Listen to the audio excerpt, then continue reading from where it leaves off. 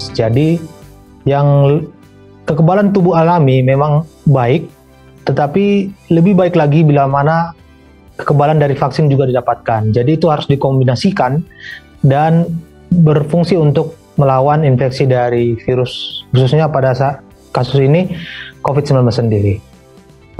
Biasa kalau kita melihat di habis kita vaksin itu, di kartunya itu kan ada bila mana Anda mengalami gejala boleh menghubungin tim vaksin, misalnya dokter ini ataupun nama perawat atau siapa ketik di bawah itu, boleh kita langsung bertanyakan pada mereka. Nah, untuk penanganan awal biasanya ya tergantung daripada reaksi yang efek samping yang kita dapatkan.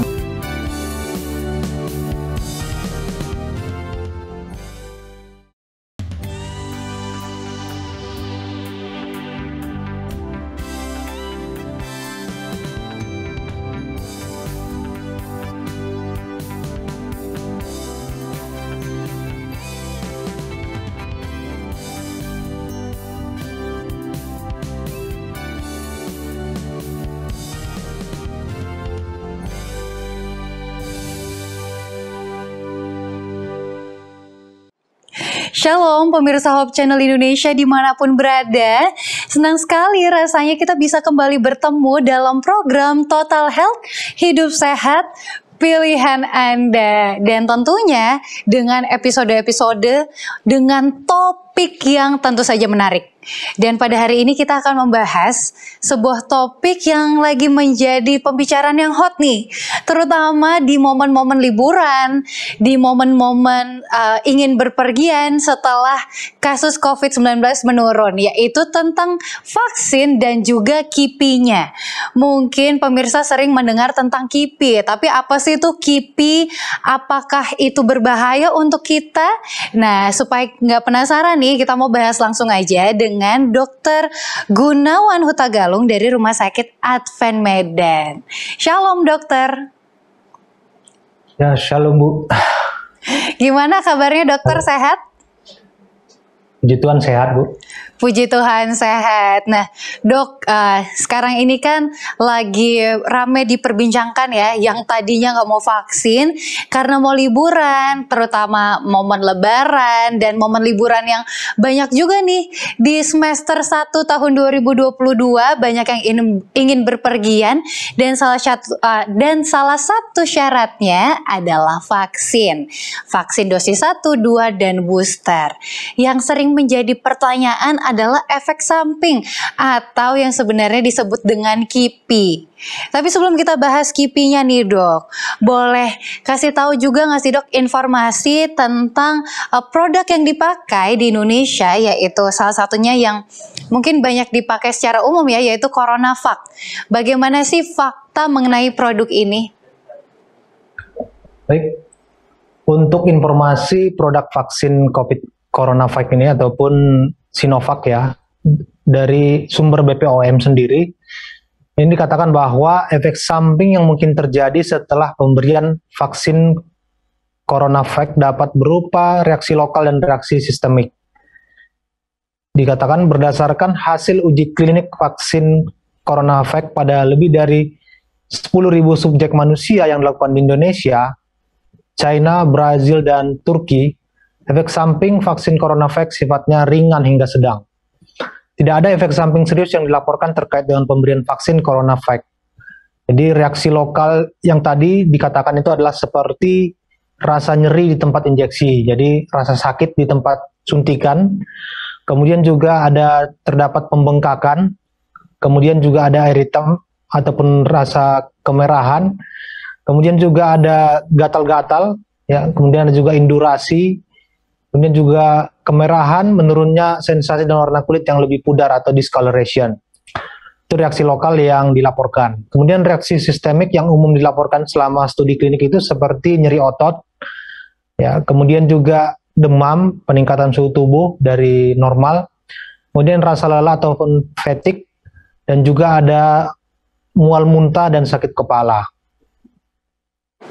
Baik, Dok, untuk reaksi ini sendiri merupakan reaksi yang bisa ditoleransi atau bagaimana, Dok? Misalnya nih, setelah kita vaksin, kita mengalami reaksi-reaksi seperti ini. Apakah itu bisa kita toleransi sebagai efek dari vaksin dan perlu kita tahan aja, atau reaksi-reaksi seperti ini yang harus membawa kita ke fasilitas kesehatan terdekat? Sebenarnya ini masih termasuk gejala ringan ataupun efek samping yang ringan dari reaksi yang timbulkan oleh vaksin ini. Seperti yang paling sering itu adalah nyeri di tempat penyuntikan, ya, ataupun juga menyebabkan nyeri otot atau juga rasa demam. Ini bisa kita lakukan penanganan sendiri di rumah dengan cara mengkompres tempat ataupun yang disuntik tadi oleh vaksin. Kemudian juga bila mana itu tidak berpengaruh ataupun tak masih bengkak juga bisa atau bahkan menimbulkan demam, bisa kita tambahkan dengan meminum obat pereda demam ataupun pereda nyeri seperti yang paling sering kita temukan di apotek ataupun di tempat jual obat terdekat dari rumah kita seperti paracetamol, yaitu Panadol dan lain sebagainya, atau juga seperti ibuprofen dan lain sebagainya. Jadi masih bisa ditoleransi lah. Baik, Dok. Berarti ini reaksi yang dalam tanda kutip diwajarkan ya, atau yang sebenarnya bisa ditoleransi bagi mereka yang sudah vaksin. Dan ini berbeda ya, Dok, dengan reaksi alergi atau intoleransi tubuh terhadap vaksinnya itu sendiri ya. Berbeda ya berarti ya? Ya, berbeda sekali. Nah. Baik, Dok. Ini sebenarnya KIPI atau reaksi-reaksi seperti ini, sebelum kita jauh nih mengenai KIPI, tantangannya di masyarakat, boleh kasih definisi sendiri nggak, Dok? KIPI itu apa sih, Dok? Apakah ini singkatan atau ini merupakan satu terms yang memang dipakai untuk menyatakan ini adalah reaksi gitu? Baik, kalau KIPI sendiri itu sebenarnya adalah singkatan dari ataupun kepanjangannya yaitu kejadian ikutan pasca imunisasi. Jadi katakan sebenarnya ini tidak selalu dialami oleh setiap orang. Karena mengapa? Kadang-kadang ada orang yang disuntik vaksin itu dia tidak ada merasa seperti demam, kemudian juga tidak bengkak di lengan ya tempat penyuntikan tersebut, kemudian juga rasa tidak nyaman, kemerahan, gatal dan lain sebagainya, atau juga tidak ada mual muntah sakit kepala. Jadi bisa dikatakan ini adalah reaksi efek samping ataupun yang disebabkan oleh vaksin COVID-19 tersebut. Namun ini sebenarnya adalah reaksi normal dari tubuh orang yang disuntikan vaksin tersebut. Ya.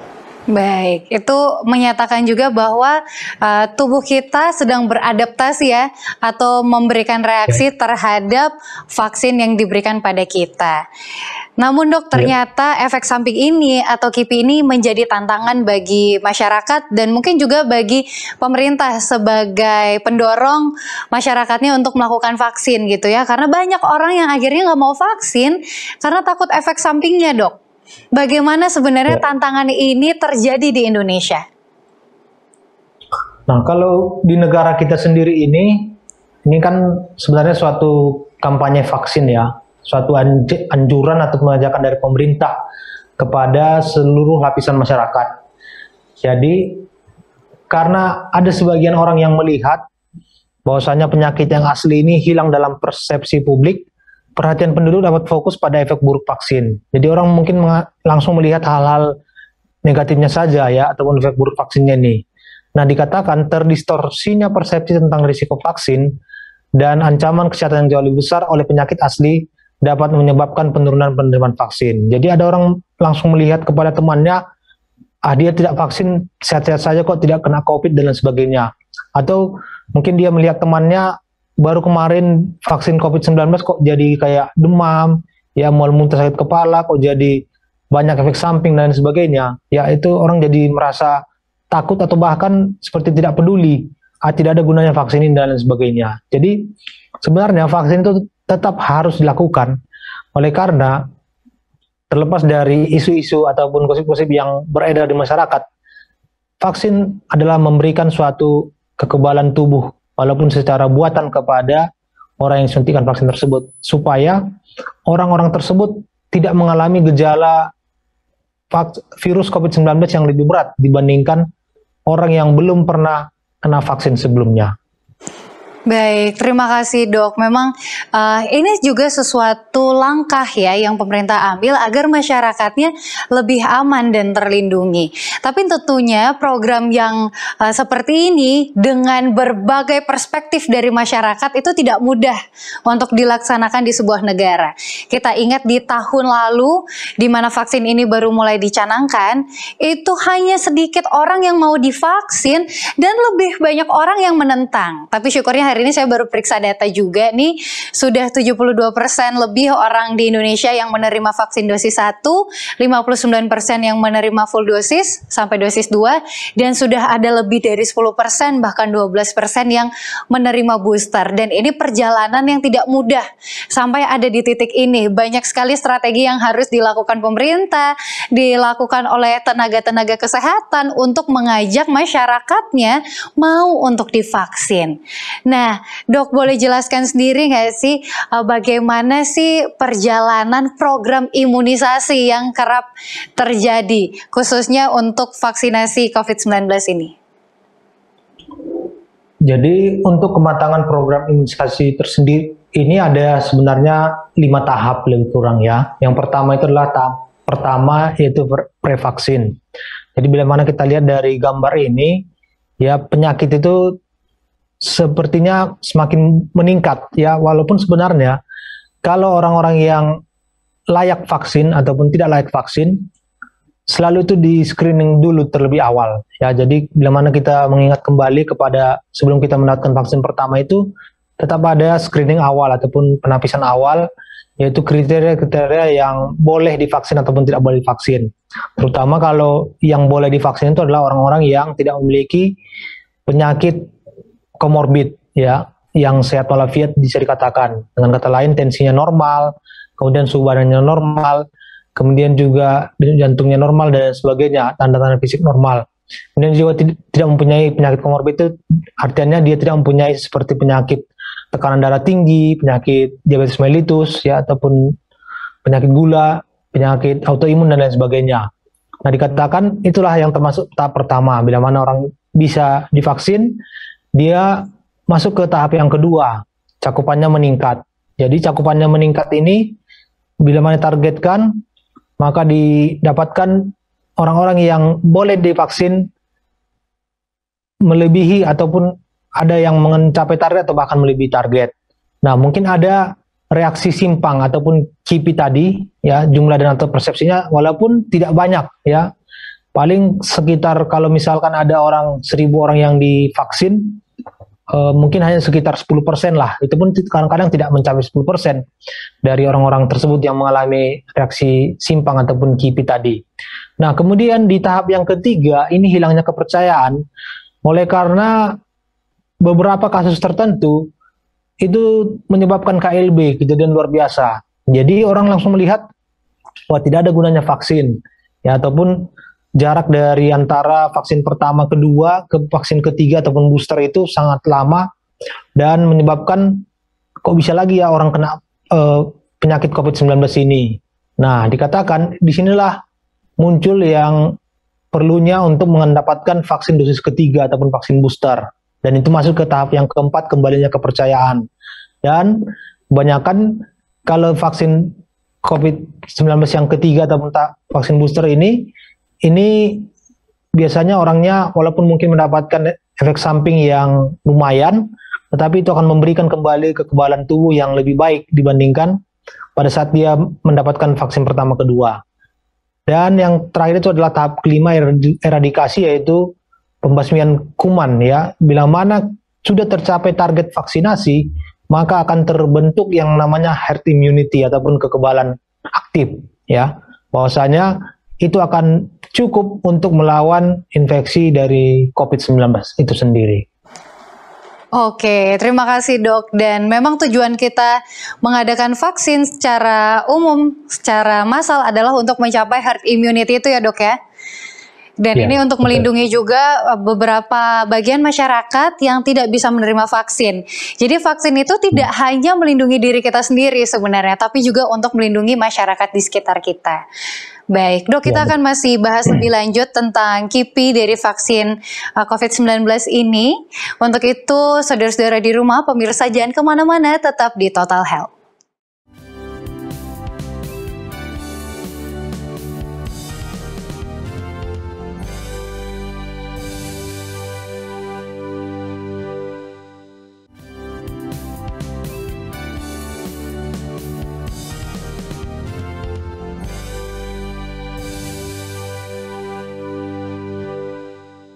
Kita kembali lagi di Total Health, hidup sehat, pilihan Anda.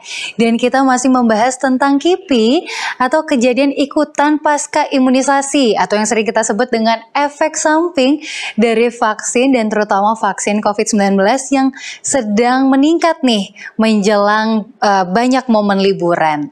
Nah, Dok, masih banyak nih pertanyaan yang mau dibahas. Seperti setelah kita vaksin ya kan, setelah kita vaksin kemudian data kita dicatat, biasanya kita diobservasi sekitar 15 menit nih untuk melihat kita ada KIPI-nya atau enggak. Apakah itu juga menjadi salah satu strategi dari banyak penyelenggara vaksin agar membuat masyarakat itu percaya dan merasa lebih aman?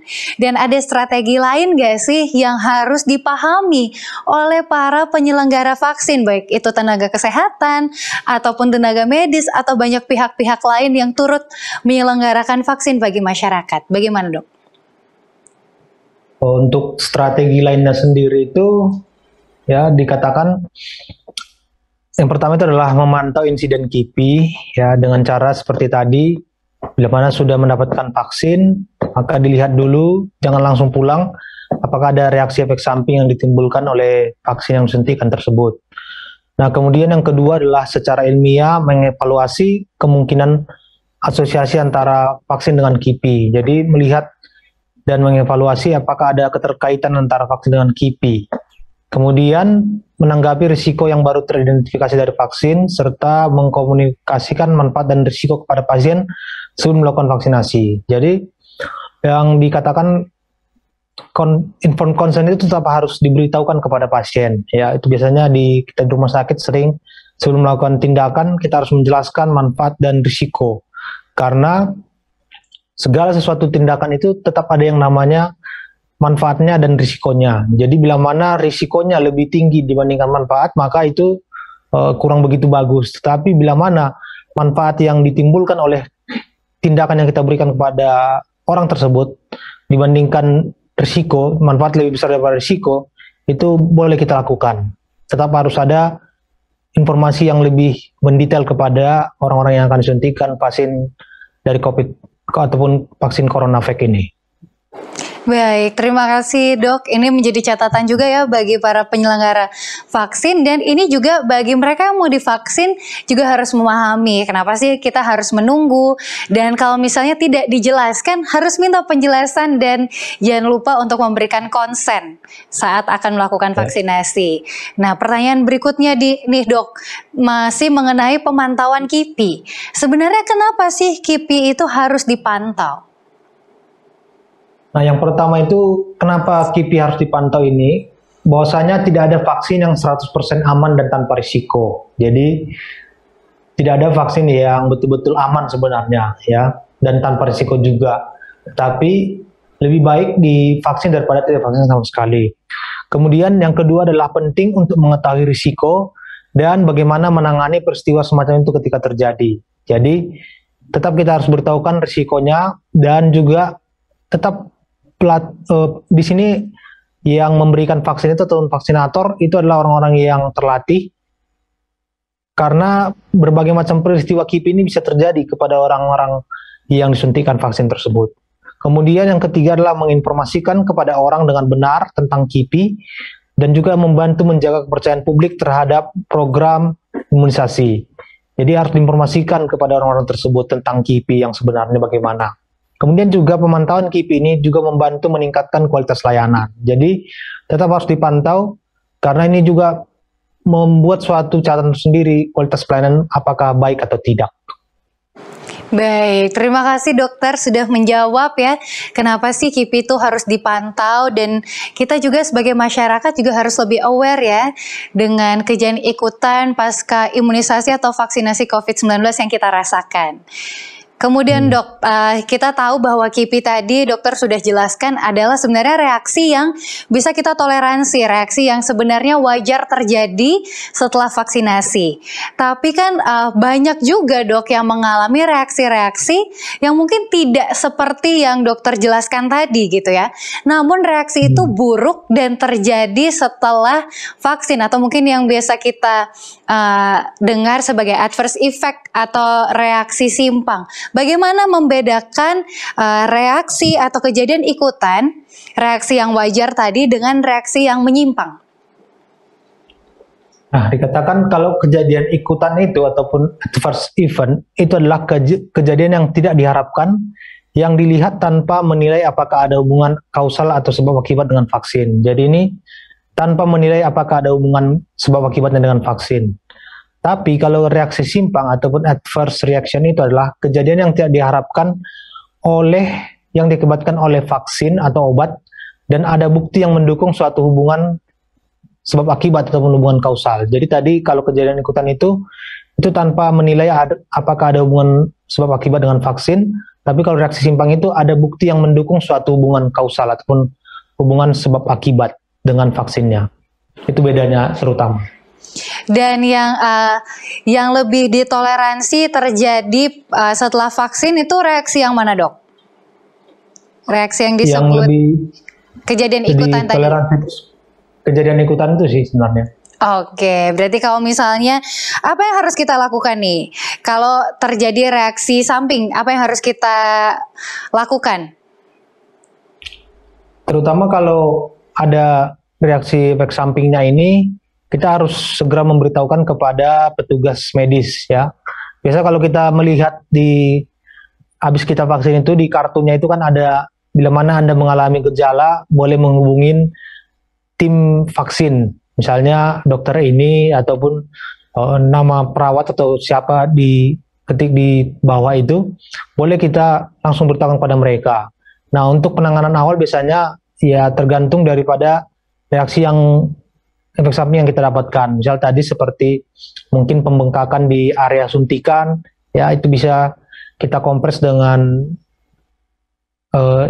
dengan kain yang dilapis dengan semacam untuk diberikan kepada yang tempat membengkak tadi, atau juga bisa menyebabkan meminum obat-obatan pereda demam ataupun pereda nyeri ya, seperti paracetamol ataupun panadol dan sebagainya, ataupun ibuprofen.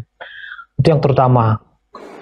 Nah, bila mana itu menyebabkan gejala yang lebih serius seperti mual, muntah, sakit kepala, atau bahkan bisa menjadi hilang kesadaran, maka segera dibawa ke fasilitas kesehatan tingkat pertama ataupun rumah sakit terdekat dari rumah orang yang terkena vaksin tersebut. Makanya rata-rata orang yang baru disuntik vaksin ini tidak langsung disuruh pulang, paling lambat itu disuruh menunggu sekitar 15-30 menit, bahkan kadang 1 jam setelah penyuntikan untuk melihat apakah ada reaksi efek samping ataupun KIPI yang ditimbulkan oleh vaksin tersebut.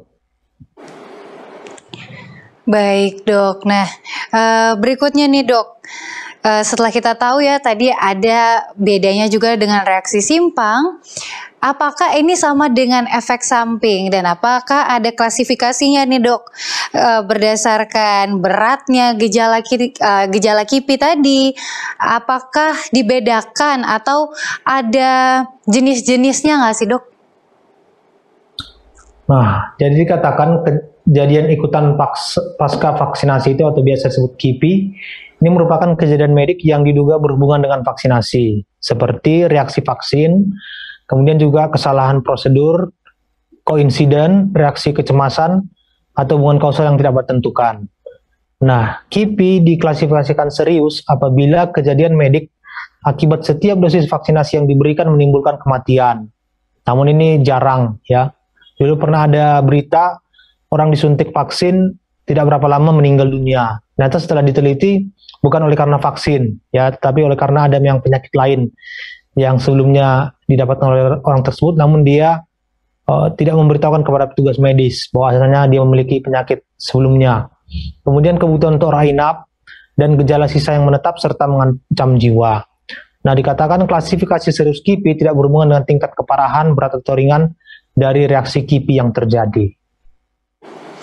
Oke dok, nah untuk KIPI sendiri ada nggak sih dok penyebab-penyebab yang memang beda-beda gitu, bisa jadi vaksinnya atau dari tubuh kita sendiri, atau mungkin ada juga orang yang mengalami sugesti gitu ya, dari kecemasannya sendiri yang tadinya sebenarnya tubuhnya nggak merasakan efek apa-apa, tapi karena cemas atau karena ada sugesti jadi merasakan KIPI itu sendiri. Ada nggak dok sebenarnya penjelasan atau pembagian-pembagiannya secara medis?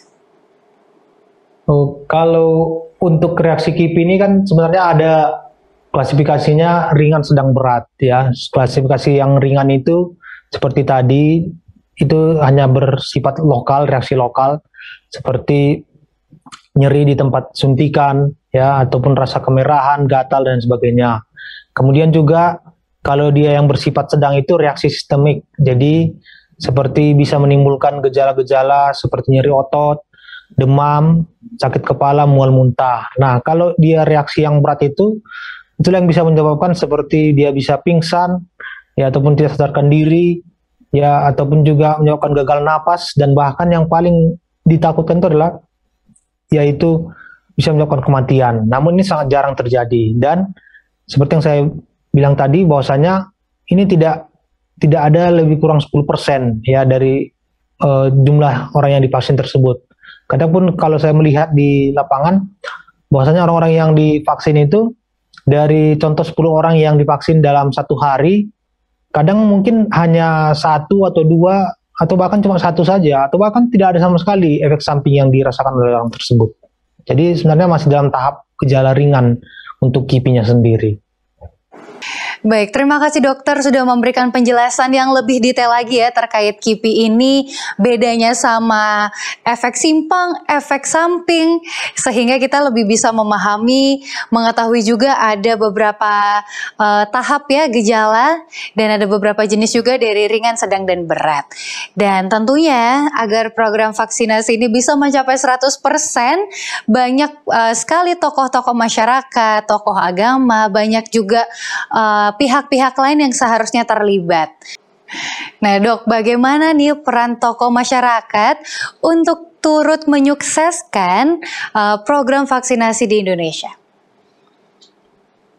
Untuk peran tokoh masyarakat sendiri, yang pertama itu adalah mereka harus menjadi contoh bagi masyarakat untuk menjalani imunisasi. Jadi tokoh masyarakat ini bisa jadi seperti masyarakat orang-orang penting ya, bisa dikatakan seperti kepala desa, ataupun lurah, ya, ataupun kepala rumah tangga, ya, ataupun juga ketua RT, ketua RW.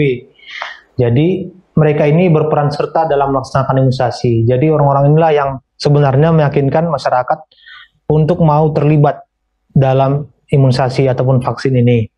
Kemudian memberi informasi yang benar sesuai dengan petunjuk Kementerian Kesehatan. Jadi kepada orang-orang ini diberikan juga suatu pemahaman yang lebih baik dengan mengacu kepada Kementerian Kesehatan supaya orang tidak salah persepsi. Nah, bila mana ada informasi yang diragukan, harap merujuk ke pusat informasi yang berwenang dan dapat dipercaya. Jadi, tetap harus dianjurkan kepada masyarakat untuk divaksin. Bila mana ada informasi-informasi yang ragu ataupun hal-hal yang menyebabkan masyarakat bimbang dan takut, itu harus diarahkan kepada pusat informasi yang berwenang dan dapat dipercaya supaya mereka mendapatkan keterangan yang lebih lanjut.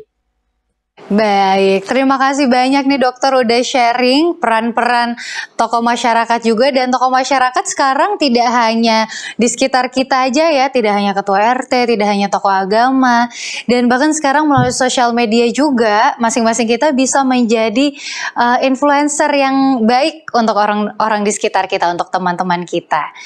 Nah, kita akan lanjutkan dengan membahas beberapa mitos yang beredar di masyarakat. Tapi ini kita akan bahas di segmen selanjutnya. Untuk itu pemirsa jangan kemana-mana, tetap di Total Health.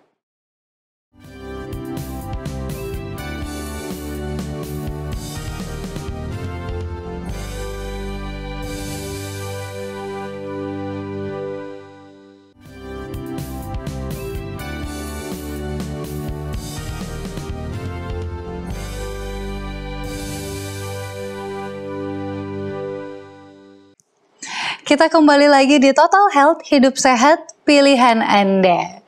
Dan di segmen kali ini waktunya kita membahas pernyataan-pernyataan yang beredar di masyarakat. Kita nggak tahu ini mitos atau fakta, dan kali ini kita akan membahas mitos atau fakta berkaitan dengan KIPI dari vaksin COVID-19. Masih bersama dengan Dr. Gunawan di sini. Dok, kita mau bahas nih dok, ada beberapa pernyataan yang kita nggak tahu ini mitos atau fakta, jadi dokter boleh klarifikasi ya dok, ini mitos atau fakta. Yang pertama, kekebalan tubuh alami lebih baik daripada kekebalan dari vaksin. Karena banyak juga dok yang menolak vaksin atau menunda untuk vaksin karena merasa tubuhnya masih kuat dan kebal dari virus. Faktanya adalah infeksi penyakit memiliki beberapa komplikasi serius dan berbagai risiko bisa ditimbulkan dari suatu penyakit.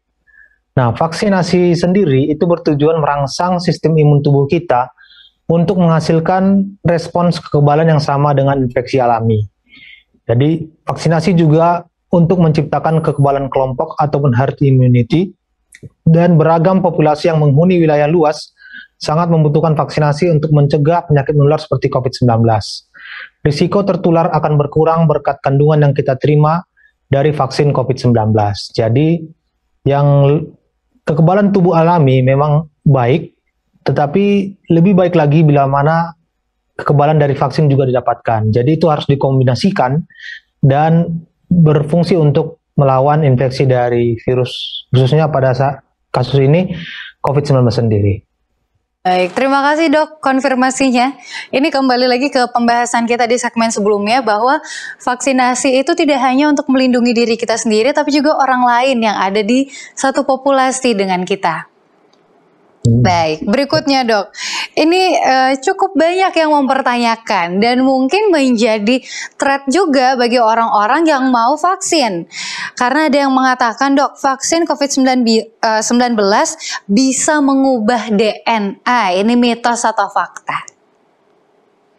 Nah, faktanya sendiri, saat ini terdapat beragam jenis vaksin COVID-19 yang telah diizinkan di dunia, yang salah satunya adalah vaksin mRNA ataupun messenger RNA. Katakan bahwasanya vaksin mRNA ini memang dibuat menggunakan teknologi genetik, namun tidak mempengaruhi DNA seseorang dengan cara apapun. Dari CDC sendiri, Amerika Serikat, Pusat Pengendalian dan Pencegahan Penyakit, menjelaskan mRNA dalam vaksin mengajarkan sel kita cara membuat protein yang memicu respon imun. mRNA dari vaksin COVID-19 tidak pernah masuk inti sel di mana DNA kita disimpan. Oleh karena itu, mRNA tidak dapat memengaruhi atau berinteraksi dengan DNA kita dengan cara apapun. Sebaliknya, vaksin mRNA COVID-19 bekerja dengan pertahanan alami tubuh untuk mengembangkan kekebalan terhadap penyakit secara aman. Jadi kesimpulannya bahwasanya vaksin COVID-19 ini tidak bisa mengubah DNA karena vaksin mRNA COVID-19 ini bekerja dengan pertahanan alami tubuh untuk mengembangkan kekebalan terhadap penyakit secara aman. Oke, jadi jawabannya mitos ya dok ya. Mitos kalau vaksin COVID-19 ini bisa mengubah DNA. Jadi jangan takut divaksin, DNA kita tidak akan berubah menjadi DNA virus gitu ya. Aman, tetap DNA manusia. Oke, lanjut dok. Vaksin bisa membuat seseorang terinfeksi COVID-19 dan ini mau dibilang mitos atau fakta, tapi nyatanya banyak orang yang melaporkan demikian. Setelah vaksin nih, nggak lama setelah itu malah terinfeksi COVID-19. Nah ini faktanya seperti apa ya dok? Nah dikatakan ini banyak beredar anggapan di masyarakat bisa menyebabkan seseorang terinfeksi COVID-19. Faktanya itu tidak. Mengapa? Oleh karena vaksin COVID-19 yang resmi dan direkomendasikan atau vaksin COVID-19 yang sedang dikembangkan terbukti tidak mengandung virus hidup yang menyebabkan COVID-19. Nah, vaksin yang kita terima akan membentuk sistem kekebalan di dalam tubuh sehingga tubuh akan mudah mengenali dan melawan virus yang menyebabkan COVID-19. Jadi kita tidak perlu takut karena jika tubuh kita merespons imun dari vaksin yang diterima, ada kemungkinan Anda ataupun saya positif saat melakukan tes antibodi. Tes antibodi yang kita dapatkan menunjukkan kamu pernah terinfeksi virus sebelumnya dan mungkin memiliki tingkat perlindungan terhadap virus. Jadi, kita tidak perlu takut. Oleh karena pembentukan sistem kekebalan tubuh inilah yang dapat menimbulkan beberapa gejala ringan seperti demam. Gejala ini normal dan sebagai pertanda bahwa tubuh kamu sedang membangun perlindungan terhadap virus penyebab COVID-19. Jadi tidak ada bukti ilmiah bahwasanya ini menyebabkan seseorang terinfeksi COVID-19 bila mana disuntik vaksin COVID-19. Baik dok, jadi tadi pesannya tidak perlu takut ya, karena tidak terbukti juga. Mungkin kalau ada nih pemirsa di rumah setelah vaksin langsung kena atau terinfeksi COVID-19, kemungkinan besarnya adalah kita sudah terinfeksi sebelum melakukan vaksinasi. Atau ada kemungkinan lainnya juga dok? Kemungkinan lainnya bisa seperti itu, atau bisa saja pada saat kita melakukan penyuntikan itu ataupun sebelum penyuntikan itu daya tahan tubuh kita sedang turun, ya. Kemungkinan bisa seperti itu. Oke, terima kasih banyak dokter. Kita lanjut nih ke mitos atau fakta berikutnya. Vaksin mengandung racun dan menyebabkan efek samping berlebihan. Nah ini mungkin berkaitan sama KIPI ya. Banyak yang takut tentang efek sampingnya. Banyak yang menyatakan efek sampingnya berlebihan. Ada yang jadi muntah-muntah, ada yang jadi demam, ada yang pegel-pegel seluruh badannya. Dan banyak yang bilang bahwa ini karena ada racunnya vaksinnya. Ini mitos atau fakta dok? Ini termasuk mitos ya, karena dari faktanya sendiri tidak menimbulkan kematian. Dari Komnas KIPI sendiri mengatakan sejauh ini vaksin COVID-19 tidak berefek samping yang berbahaya. Walaupun mungkin ada efek samping seperti demam ringan, nyeri, atau kemerahan, tapi beberapa efek samping di atas ini merupakan efek samping ringan yang umumnya bisa sembuh dengan sendirinya. Jadi, kalaupun tidak diobati tidak masalah ya, kalaupun juga minum obat tidak masalah, tidak apa-apa juga. Karena bila mana ada mungkin menyebabkan gejala-gejala seperti tadi, atau juga rasa kelelahan, sakit kepala, nyeri otot dan sendi, ini masih gejala ringan dan tidak ada yang sampai menyebabkan gejala efek samping yang berat, kecuali mungkin orang tersebut sudah memiliki penyakit komorbid sebelumnya ya, penyakit penyerta, atau juga dia memiliki penyakit autoimun yang dia memaksakan dirinya harus divaksin. Nah, itu yang menyebabkan efek samping yang berat pada orang tersebut. Oke, itu dia tadi ya. KIPI itu memang ada, tapi kalau itu berat bisa jadi karena kondisi tubuh kita sendiri atau mungkin ada komorbid yang sudah kita bawa sebelumnya. Terakhir nih dok, ini supaya kita semua tidak lagi takut untuk vaksin. Kemudian yang menjadi pertanyaan berikutnya, kalau misalnya kita udah terinfeksi COVID-19, kita harus vaksin lagi nggak sih dok? Dan kalau memang iya, kita harus tunggu berapa lama? Nah, dikatakan faktanya adalah jika kita ataupun Anda sempat dirawat karena COVID-19 dengan antibodi monoklonal atau plasma pemulihan, ini bisa katakan termasuk dalam gejala sedang atau berat. Orang-orang ini harus menunggu 90 hari ataupun lebih kurang 3 bulan sebelum mendapatkan vaksin COVID-19. Untuk lebih jelasnya itu bisa kita tanyakan kepada dokter di fasilitas kesehatan tempat dirawat yang lalu untuk pertanyaan lebih lanjut mengenai kelayakan mendapatkan vaksin COVID-19. Dokter yang merawat ini bisa, yang lebih tepat itu adalah dokter spesialis penyakit dalam, ya, kalau ada yang namanya konsultan alergi imunologi, ataupun dokter yang merawat kita, apakah dokter umum ataupun dokter spesialis yang lain, boleh ditanyakan lebih lanjut. Tapi paling sedikit penyintas COVID-19 itu harus menunggu sekitar 90 hari sebelum mendapatkan vaksin COVID-19. Apakah itu vaksin COVID-19 yang pertama, kedua, atau ketiga? Itu biasanya. Terima kasih dokter, penjelasannya sudah cukup jelas, mendetail juga. Tadi kita udah bahas tentang KIPI, kita udah bahas juga tentang mitos fakta yang beredar di masyarakat, dan sudah diklarifikasi oleh dokter. Saat ini bolehkah kita mendengarkan kesimpulan dan closing statement dari dokter? Ya, kesimpulannya yang pertama itu adalah untuk mempercepat penanggulangan COVID-19 di Indonesia, selain upaya protokol kesehatan juga diperlukan vaksinasi COVID-19. Dan yang kedua adalah agar dapat memutus rantai penularan secara menyeluruh, perlu dilakukan vaksinasi pada sekitar 70% kelompok sasaran. Yang ketiga adalah vaksinasi COVID-19 dilakukan pada orang sehat atau yang penyakitnya dalam keadaan terkendali. Dan yang keempat adalah tenaga kesehatan menjadi panutan masyarakat dan perlu berpartisipasi dalam menjalankan imunisasi COVID-19. Jadi, dengan kata lain, bila mana seseorang sudah menerapkan pola hidup sehat, ditambah dengan juga mau divaksin, mudah-mudahan penularan virus COVID-19 ini akan bisa dicegah dan bahkan bisa terkendalikan. Dengan kata lain, walau kita tidak perlu takut untuk divaksin bagi yang belum pernah vaksin sama sekali, atau yang sudah mungkin vaksin, baik yang dosis pertama, dosis kedua, atau mau vaksin dosis ketiga, tidak perlu takut. Sekian dari saya. Baik, terima kasih banyak dokter sudah berbagi bersama kami di sini. Semoga Tuhan selalu berkati pelayanan dokter khususnya di Rumah Sakit Advent Medan. Amin. Amin. Dan terima kasih juga untuk pemirsa yang selalu setia menyaksikan episode Total Health. Kali ini kita bahas tentang vaksin dan KIPI. Semoga kita juga selalu mendukung program ini agar kita sehat, Indonesia juga bisa kembali sehat. Jangan lupa saksikan episode Total Health lainnya, dan kalau Anda rasa bermanfaat, jangan lupa di-share kepada teman, sahabat, rekan kerja, keluarga, atau mungkin pasangan Anda. Kita ketemu di episode berikutnya. Total Health, hidup sehat, pilihan Anda.